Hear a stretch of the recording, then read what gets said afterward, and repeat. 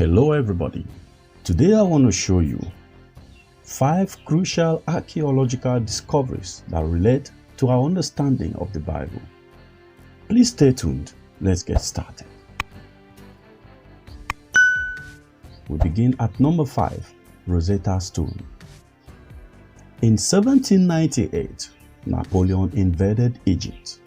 He brought with him a scientific team of scholars and draftsmen to survey the monuments of the land. The most important find of the expedition was the Rosetta Stone. It proved to be valuable as a key to deciphering ancient Egyptian hieroglyphics. The stone dated to the period of Ptolemy V, 204 to 180 BC, and was inscribed in 3 scripts: Demotic, Greek, and hieroglyphic. The Greek, well known to scholars at the time, proved to be a translation of ancient Egyptian language on the stone. The translation of the hieroglyphics marked the beginning of the study of ancient Egyptian text and grammar, and provided the basis for modern Egyptology studies. At number 4, Dead Sea Scrolls. In 1947, shepherds stumbled upon a cave in the rugged, arid area on the western side of the Dead Sea. What they discovered was soon proclaimed the greatest archaeological find of the 20th century. Over the next few years, other similar remote caves in the area were found. What did these caves contain? Over 800 fragmentary documents, mainly consisting of Hebrew writings on leather, with a few on parchment, including fragments of 190 biblical scrolls. Most of these are small, containing no more than 1/10 of a book. However, a complete Isaiah scroll has been found. Almost every Old Testament book is present, and there are also other writings valued by the community that dwelled in those caves. It appears the earliest scrolls date to the mid-3rd century BC, and most of them to the 1st or 2nd centuries BC. Perhaps the greatest contribution of this find is to our understanding of the transmission of the biblical texts. It is encouraging to note that the differences are minimal between the Old Testament text of the Dead Sea Scrolls and the various editions of the Hebrew text produced 1,000 years later and used today, involving the smallest textual details. The meaning of the text itself is not affected by these differences. Number 3, Tel Dan inscription. In 1993, excavators at Tel Dan uncovered an inscription with the word BYTDWD on it. They convincingly argued that the word means House of David and date to the 9th century BC. The inscription had been sealed by a later Assyrian destruction layer firmly dated to 733 or 722 BC. An ash layer is an archaeologist's dream. Anything sealed beneath it must be dated earlier, because there is no possibility of intrusion by later artifacts. Pottery directly beneath the destruction level date to the 9th and 8th centuries BC, and from this period the so-called House of David inscription must have come. Although some scholars have attempted to explain away the inscription by asserting that BYTDW is either a place name or a designation for a temple of a deity. It probably refers to the house of the lineage of David, the second king of the United Monarchy and arguably the most significant ruler in the history of Israel.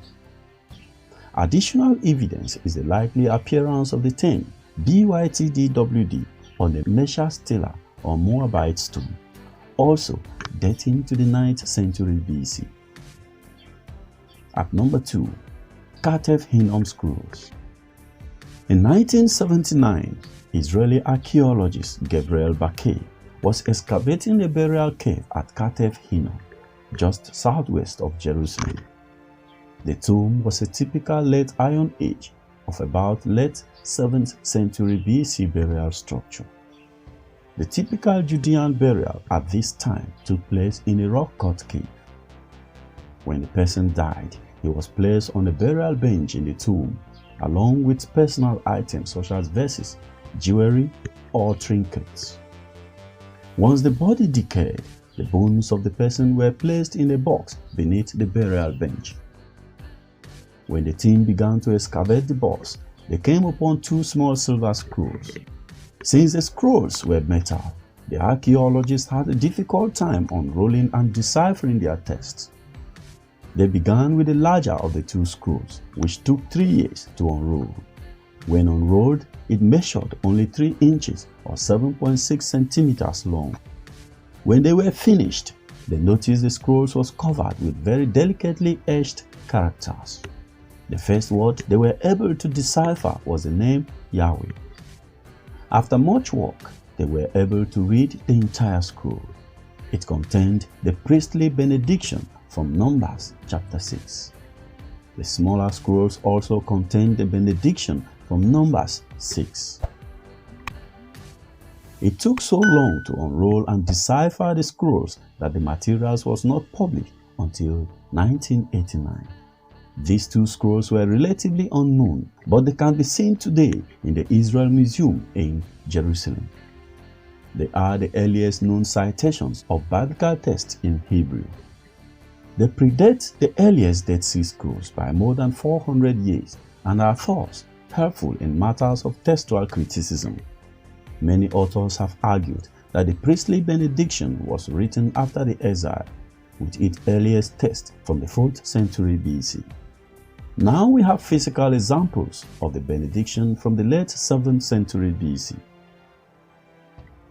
In addition, the discovery of 2 plaques with the same benediction in a burial site underscores the centrality of the priestly benediction to the religion of the Israelites. At number 1, Moabite Stone. In 1868, a missionary in Jerusalem found a stone tablet for sale that appeared to be from ancient times. The sellers broke the tablet into a number of pieces to sell them one at a time. Fortunately, a copy of the tablet was made prior to the break. This copy is now found in the Louvre today. On the tablet is a text written in Moabite, dating to the 9th century BC. It was perhaps a victory stone erected by King Mesha to commemorate his military achievements. The text begins, "I am Mesha, son of Chemosh, king of Moab." Prominent in the text is the king's version of a war fought with Israel in 850 BC, in which Moab revolted against King Jehoram of the northern kingdom of Israel soon after the death of Ahab. Of particular interest is that the Bible records the same incident in 2 Kings chapter 3. The two accounts differ in perspective. Mesha emphasizes his victories over Israel in capturing cities under Israelite control. The biblical writer, to the contrary, highlights Israel's successful counterattacks against the Moabites. So what is your thought? Which of these discoveries is most crucial to your understanding of the Bible, or played a role in your understanding of the biblical text? Kindly let us know in comment section. If you enjoyed this video, please give it a like and share with friends and family on social media. Don't forget to subscribe to this channel and enable notifications so you will not miss anything. Thank you very much for watching. See you in the next video. Peace.